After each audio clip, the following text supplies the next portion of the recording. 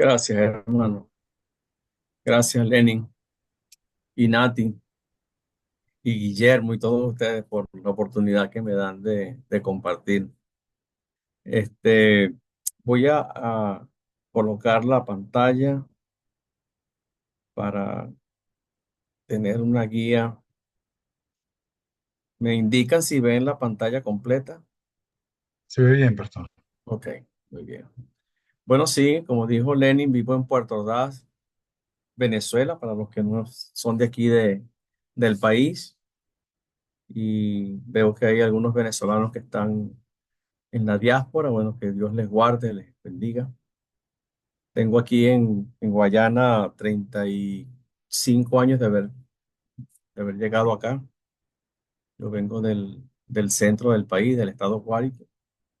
Y bueno, ya, ya me nacionalicé de aquí de Guayana. Entonces, tengo pasaporte para entrar aquí al estado Bolívar sin ningún problema. Entonces, cuando vengan, serán bien recibidos. Este, hoy vamos a trabajar un tema que se llama paternidad saludable. Y la idea es llegar a un acercamiento de ese temario, ¿verdad? Para efectos de reflexionar y evaluar esto que se nos presenta como parte de la realidad latinoamericana, la realidad mundial, que es ser padre, ¿verdad? En este caso ser papá, que es una responsabilidad que tenemos nosotros y que en algunos casos se ha manejado y se ha trabajado de manera negativa. ¿Ok?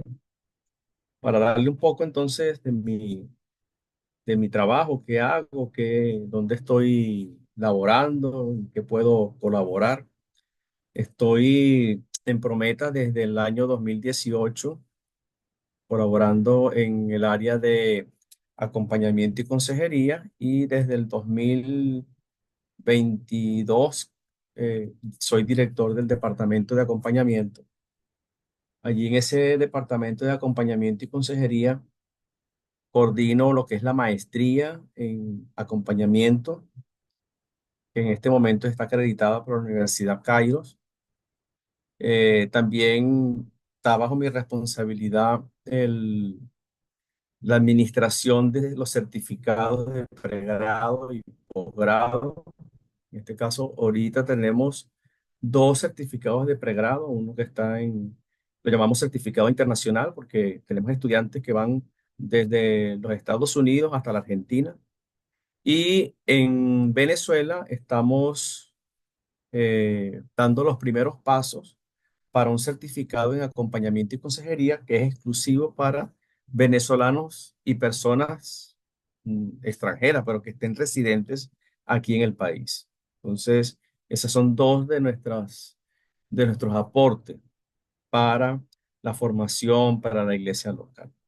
Eh, Como ustedes ven ahí en la lámina, participo también en la Universidad Kairos y soy casado, padre de dos hijos ya mayores y con un nieto.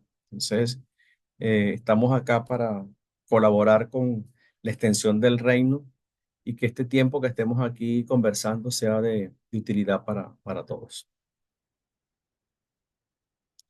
Pensando un poco en la paternidad y cómo se ha manejado a través del tiempo, encontramos que esa paternidad en las sociedades antiguas tenía diferentes matices y casi siempre pensando un poco en las sociedades orientales son muy dadas al patriarcado, ¿verdad?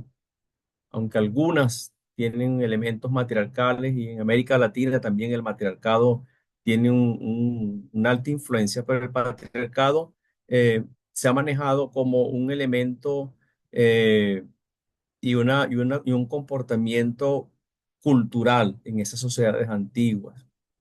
Y el patriarcado, detrás de él, trae lo que podríamos llamar nosotros sociedades con emociones negativas, sociedades donde la culpa, la vergüenza,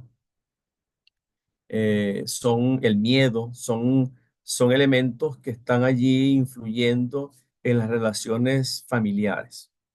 Y pensando un poco en Latinoamérica, también tenemos que nuestra influencia social, cultural, familiar, tiene bastante repercusiones la paternidad, y en este caso el patriarcado, que es una paternidad no saludable.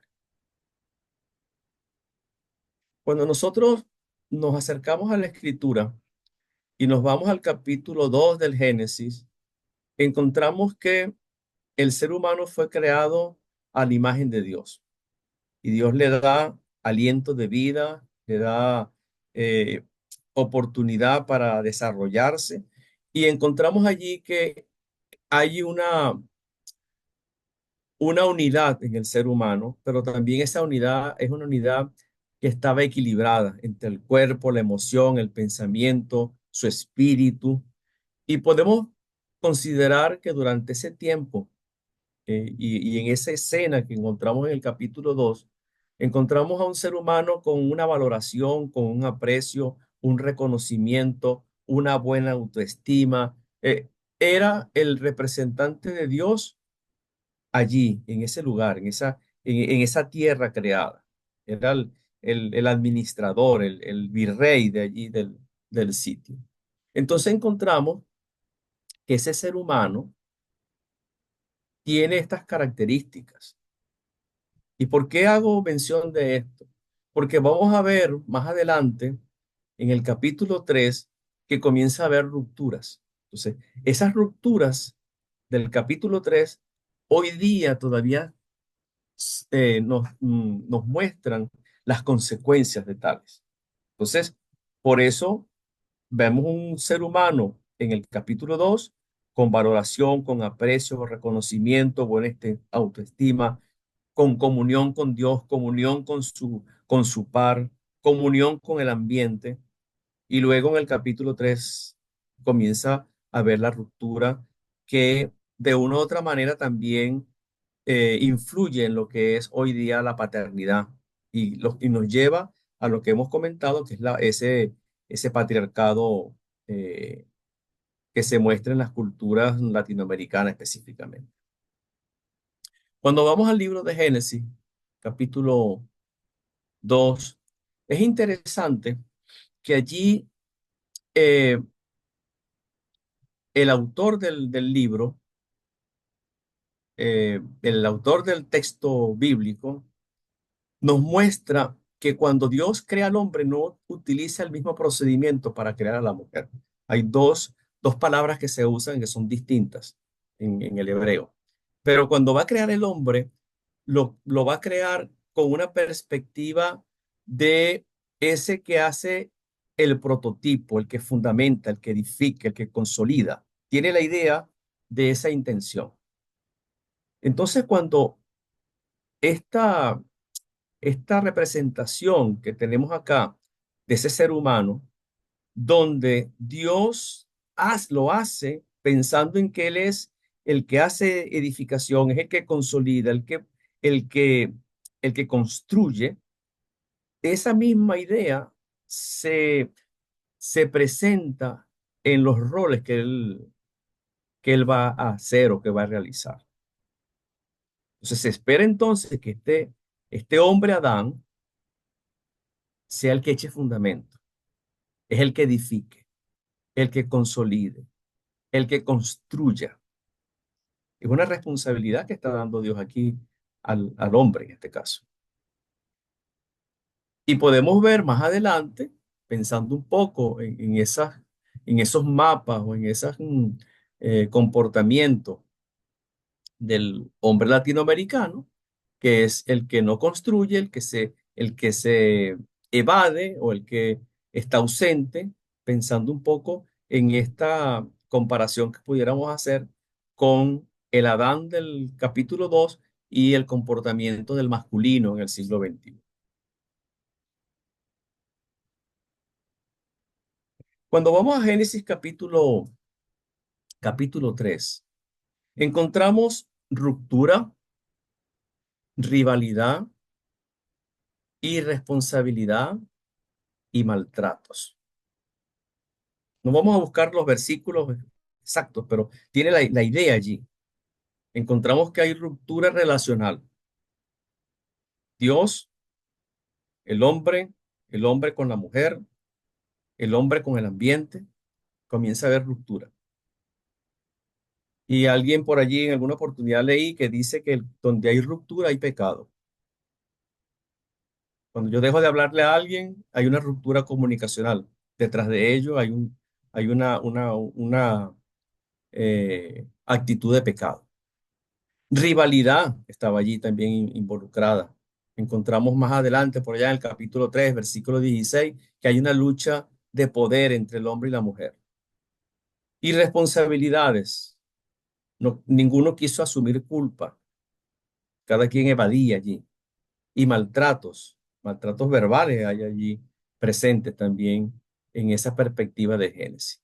Entonces encontramos que en Génesis 3 comienza a ver el rompimiento, el rompimiento de la relación del hombre con Dios, la relación del hombre con su misma especie, consigo mismo y con el ambiente. Eso generó entonces lo que se ha llamado en algunos círculos de la psicología eh, cristiana, es el origen de las emociones de la culpa, el miedo y la vergüenza. Están allí presentes y hoy día son también características de algunas sociedades. Sociedades de la vergüenza, sociedades del miedo y sociedades de la culpa. Y allí, en esas tres vertientes de estas emociones, el patriarcado hace su aparición. Cuando nosotros vemos el concepto de patriarcado, dice que es un sistema de dominio institucionalizado que mantiene la subordinación e invisibilización de las mujeres, y no solamente de mujeres, sino también de los niños, de todo lo que es eh, los que muestran debilidad. Y lo interesante que también nos muestra acá, que es creando así una desigualdad estructural. Entonces, subrayé eh, esas cuatro palabras: dominio, subordinación e invisibilización y desigualdad. Entonces, cuando está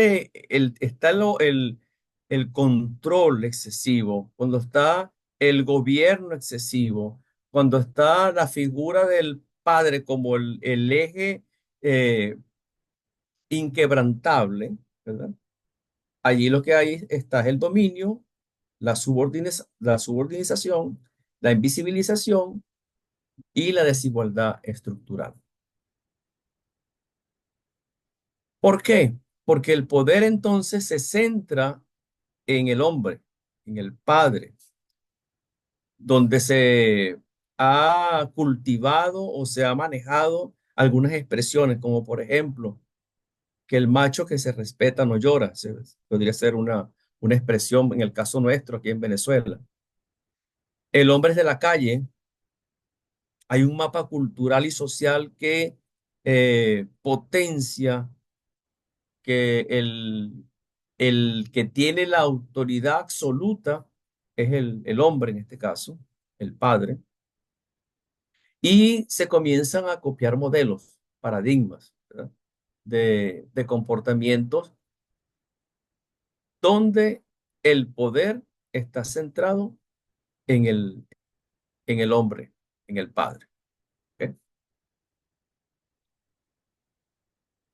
Eso nos lleva entonces a tener posturas relacionales. Cuando eso ocurre, podemos tener como consecuencia, ¿verdad? Hijos resentidos o hijos consentidos. Se me ocurre ahorita pensar en un caso en la Biblia que encontramos que Isaac, ¿verdad? Tuvo allí dos hijos. Uno, ¿verdad? Que era el favorito de él y el otro que era el favorito de de la esposa.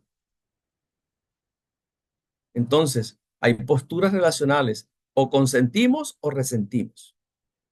¿Qué ocurre muchas veces en estos patriarcados?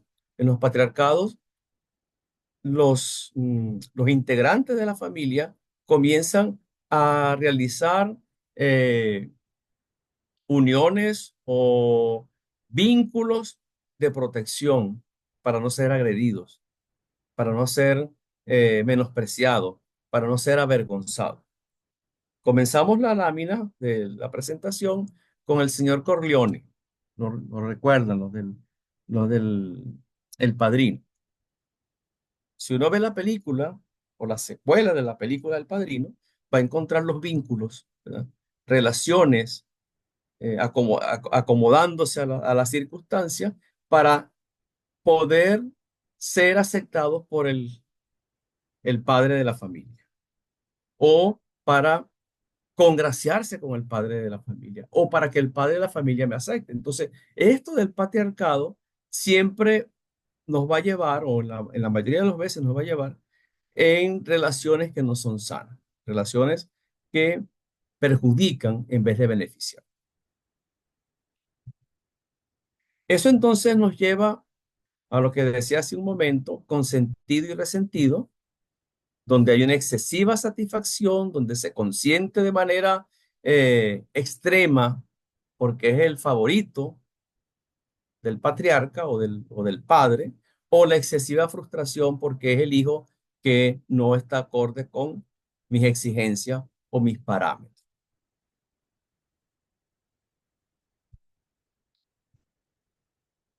Pero cuando nosotros vamos al Nuevo Testamento, encontramos que el Nuevo Testamento nos cambia la ruta de la sociedad, nos cambia la ruta de la cultura. Alguien llegó a decir que es la contracultura. Cuando nosotros leemos las epístolas paulinas y vemos el ejemplo de Jesús, encontramos que van en sentido contrario a lo que la sociedad de la época manejaba. Por ejemplo, en este caso, encontramos que las sociedades romanas estaban estructuradas según el pater familia. El padre de la familia era el que tenía el control absoluto de esa familia. Es tanto así que era de carácter autocrático y donde el padre tenía el derecho del castigo y también para matar al recién nacido y dejar a los hijos a la intemperie. Entonces, encontramos allí que este pater familia era el soberano de la familia, soberano del clan o el soberano del, del círculo familiar. Pero cuando nosotros vamos al Nuevo Testamento, vamos a encontrar que nos muestra todo lo contrario. Entonces, eso nos lleva a ver que hay mapas de desvalorización, como decía, de miedo, de culpa, de vergüenza, que de una u otra manera se estaban gestando en esas familias patriarcales. Y que hoy día, donde el patriarca o el que tiene la palabra absoluta, en este caso el padre autoritario, desvalora, culpa y da miedo.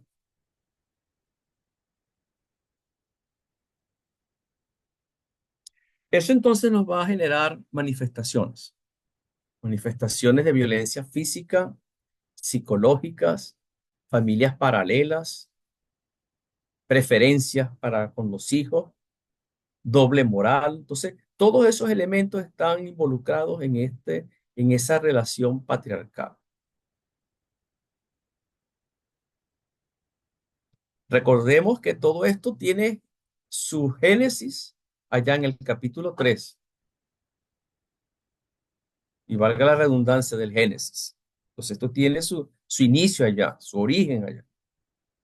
Por eso cuando vamos y nos acercamos al Nuevo Testamento, nos muestra lo contrario, que es el nuevo hombre, la nueva creación, no manejado desde un punto de vista político, económico, sino visto a la luz de la revelación de Dios.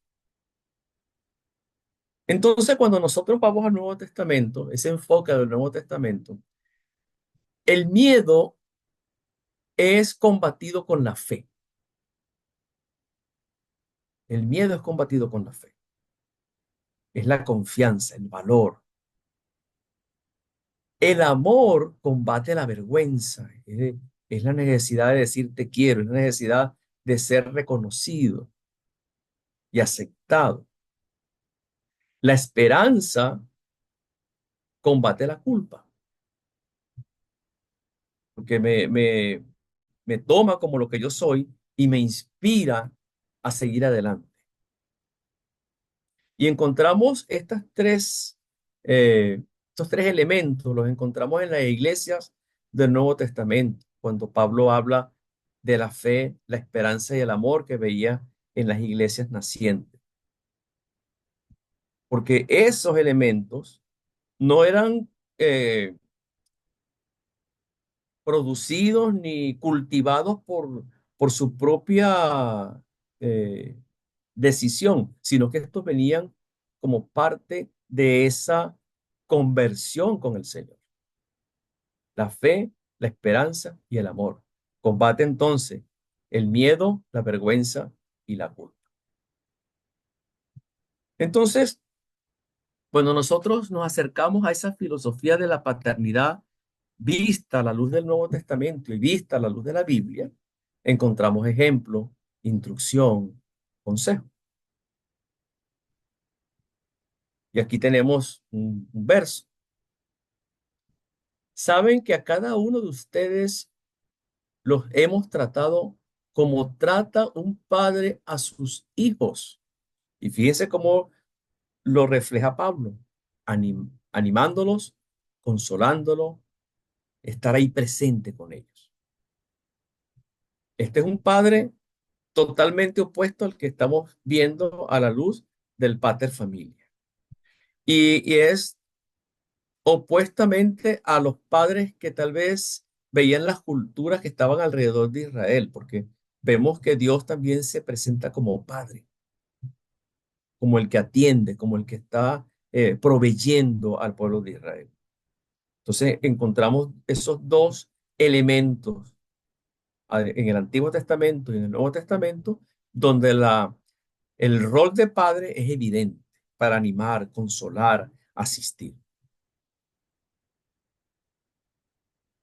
Y en Colosenses capítulo 3:18 dice, ustedes los hijos deben obedecer a sus padres en todo, pues eso agrada al Señor. Y ustedes los padres no deben hacer enojar a los hijos para que no se desanimen. Aquí hace advertencia el apóstol, pensando en los resentidos, no tanto en los consentidos, sino en los resentidos. Evitar el resentimiento.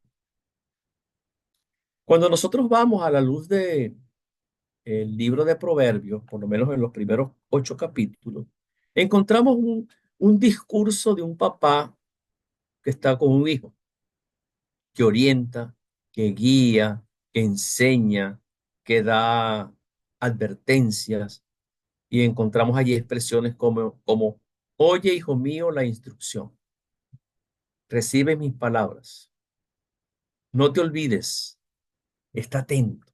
Entonces, allí en Proverbios podríamos pensar que es un proceso de mentoría, de acompañamiento, de formación, de modelaje desde la paternidad.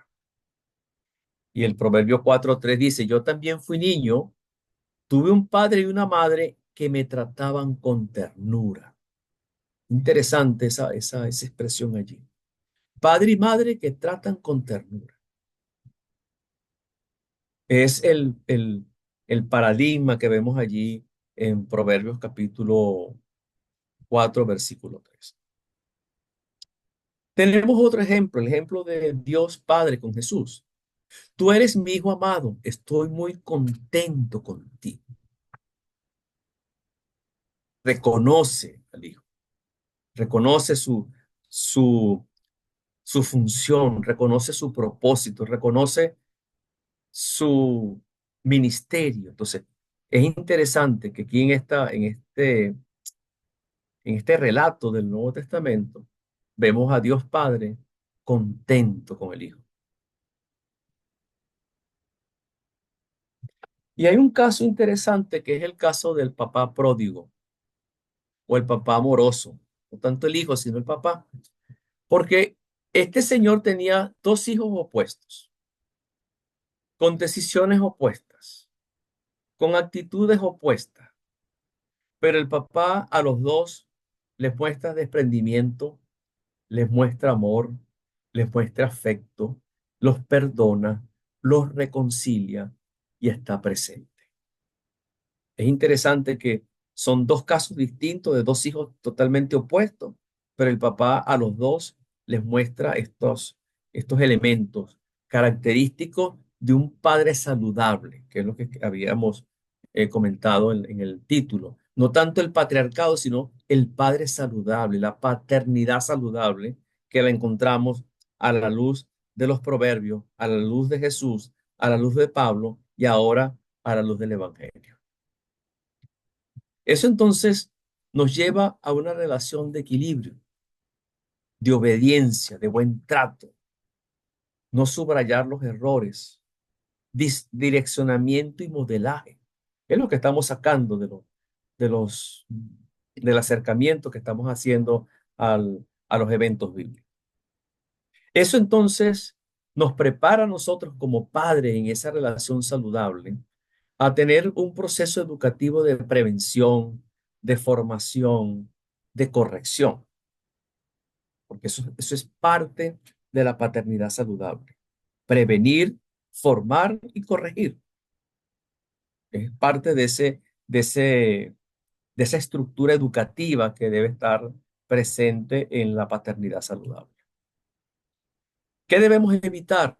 Pensando un poco en los aspectos relacionales.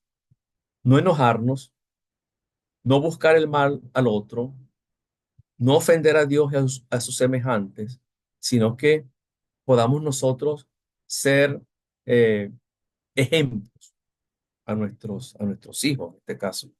Y una de las cosas que interesante es que nosotros seguimos siendo padres aunque nuestros hijos sean adultos. No perdemos esa función, ese rol. Tal vez dentro de las etapas tenemos idas y venidas, pero seguimos siendo padres y debemos ser padres saludables.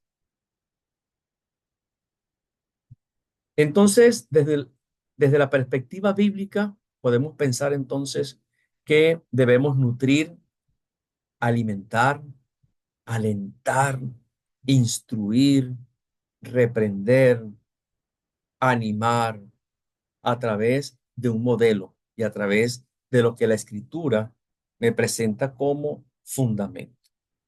Con esto entonces estamos considerando que la paternidad saludable que encontramos en la Biblia es todo lo contrario a lo que viene a ser el patriarcado, sea un patriarcado cultural, un patriarcado religioso, un patriarcado económico, un patriarcado familiar. Vemos entonces que la Biblia nos muestra a través de estos acercamientos que hemos tenido que estamos es para nutrir, alimentar, alentar e instruir a nuestros hijos, a nuestras hijas.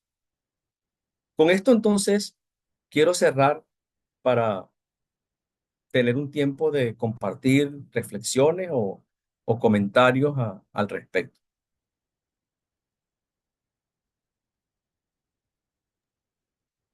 No, gracias, pastor, por su presentación. Vamos en este momento vamos a la sección de preguntas y respuestas. Ya va a estar con nosotros nuevamente el pastor Juan Carlos eh, para responder alguna de las preguntas que tengamos a bien hacer. Les animamos a que escriban en el chat las preguntas y ya lo vamos a tener de vuelta. Vamos a una pausa musical mientras ustedes escriben su pregunta y ya volvemos con el pastor.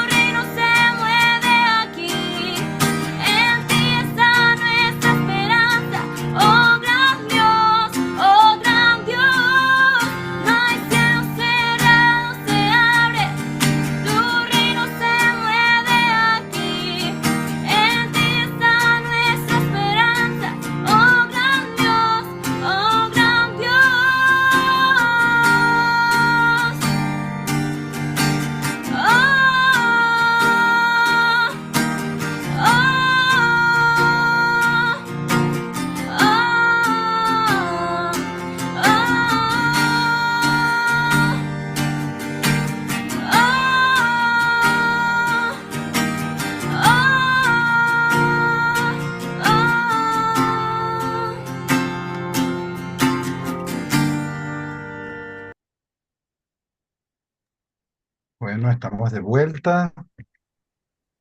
Eh, Vamos entonces a la sección de preguntas y respuestas. Creo que vamos a tener tiempo solo para unas dos preguntas, hermano José, eh, Perfecto. porque por razones Sí, del de compromiso que compromiso tiene el profesor. que Muchas él gracias, tiene. profesor. Dios lo bendiga por acompañarnos. Bueno, vamos a compartir algunas de las preguntas en el chat, ¿ok? Que nos realizan los hermanos, ¿no? Una de ellas dice, en nuestro contexto, donde hay un alto índice de embarazo adolescente y ausencia paterna, ¿de qué manera es posible suplir la figura paterna en un ambiente con estas condiciones?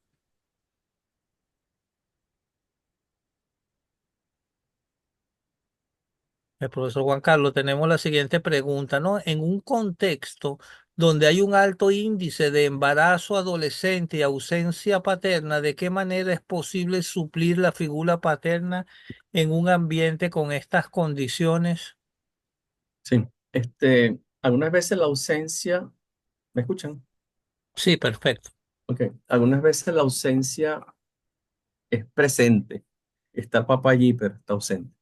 Eh, Esto podríamos pensar un poco en que las familias, cuando hay una carencia, vamos a pensar que la ausencia aquí es permanente, no está el papá, se fue de la casa, dejó a la familia, tiene una familia paralela. Las familias buscan equilibrios, buscan la manera de mantener su equilibrio. ¿Ok? No es que se está buscando el sustituto de la presencia paterna, pero de una u otra manera, el mismo sistema familiar busca los recursos para tener una, un equilibrio para no caer en una crisis. Entonces, pudiéramos pensar que esa familia, aunque la madre no va a ser el rol del padre, porque no es su rol ni es su función, tiene que buscar la manera de equilibrar el proceso. Llámese mamá, llámese tía, tío, hermano mayor, que pudieran de una u otra manera mantener el equilibrio dentro de la familia. Lo que está ocurriendo tal vez aquí en ese caso, aunque estaba muy generalizado, es que pudiéramos pensar que esto parte también de algún contexto más amplio, un contexto más social, más de comportamiento cultural, esto del embarazo de las adolescentes. Pero lo que pudiéramos dar como un punto de inicio es que la familia busque la manera de eh, equilibrar la barca, vamos a llamarlo de esa manera, y sanar las heridas, porque casi siempre en estos buscan la manera de localizar al chivo expiatorio, al culpable, quién es el que tuvo no tuvo eh, el tiempo para estar pendiente, entonces comienzan a buscarse culpables y eso en vez de ayudar, aparte de la ausencia, lo que va es a generar una situación Claro. de conflictos y reacciones negativas. Muchas gracias, profesor. Tenemos otra pregunta. Nos dicen, en la adolescencia, ¿cómo debe ser la paternidad con las hijas hembras en esos cambios de humor? En la adolescencia, ¿cómo debe ser la paternidad con las hijas hembras en esos cambios de humor? Bueno, los papás que tienen niñas, ¿verdad? Tuvieron que ir pensando en ese proceso de ser padres para niñas, porque estaba con ese proceso de cambios, ¿verdad? De cambios hormonales, cambios físicos, etcétera. Pero fíjense lo que dice la escritura allí, en Efesios, que lo leímos, y en Colosenses. No hagan enojar a vuestros hijos. Eh, Tal vez esta es una situación particular, que es el aspecto de, de ese proceso hormonal de las niñas, pero los padres tenemos que ser sabios al hablar, al decir, al intervenir, porque podemos herir elementos eh, emocionales o sentimentales o de pensamientos de nuestros hijos. Por eso el apóstol dice, hijos, amen a los papás, obedezcan a los papás, pero papá, ten cuidado, no hagas enojar a tu hijo. Entonces creo que aquí es un proceso de educación también para los padres, pensando un poco en la pregunta que hizo Lucía. Muchas gracias, profesor. Y tenemos por acá otra pregunta, ¿no? Con esta vamos a ir cerrando, sabemos su compromiso, pero nos parece bien interesante, ¿no? Nos le hacen la pregunta, ¿qué aspectos de una paternidad saludable cree usted que son cruciales para preparar a los hijos para el futuro? ¿Qué aspectos de una paternidad saludable cree que son cruciales para preparar a nuestros hijos para el futuro? Podemos pensar como lo que dijo Dios Padre con Jesús. Me contento contigo. Yo creo que ahí está el secreto. Nosotros como padres muchas veces comparamos, evaluamos estándar. Si este hace, yo quiero que tú seas igual al otro o hagas lo que yo hice. Yo creo que tenemos que reconocer que nuestros hijos cometen errores, que nuestros hijos son falibles, que nuestros hijos son como nosotros, que no son extraterrestres ni que son perfectos. Algunas veces nosotros como padres queremos la perfección y eso también nos va a imposibilitar que ellos y que nosotros podamos ser saludables. También cuando una paternidad saludable es que yo también reconozca mis debilidades, las ponga delante del Señor, reconozca que necesito cambiar para poder ayudar a otros a caminar. Amén. Muchísimas gracias, profesor. Dios bendiga su vida, su ministerio. Agradecido con el Señor, con usted, por bendecirnos en este tiempo en un tema tan importante. Dios le bendiga. Agradecidos. Gracias, hermanos. Para mí ha sido un placer compartir con ustedes, con los hermanos que me introdujeron en el grupo para compartir este tiempo. Espero que sea de ayuda, de utilidad y bueno, estamos a nuestra disposición para ustedes en lo que yo uno pueda ayudarles desde Promete y desde aquí, desde Venezuela. Dios les guarde y les bendiga. Dios le bendiga, hermano. Gracias por el tiempo que tuvo bien apartar para compartir con nosotros. Ha sido de bendición. Este tiempo comprometa, lo cierra el pastor Juan Carlos. Eh, bueno, no nos queda más que invitarlos hasta la semana entrante. Continuamos con nuestras conferencias habituales. Pronto viene el ciclo de conferencias con la profesora Luciani.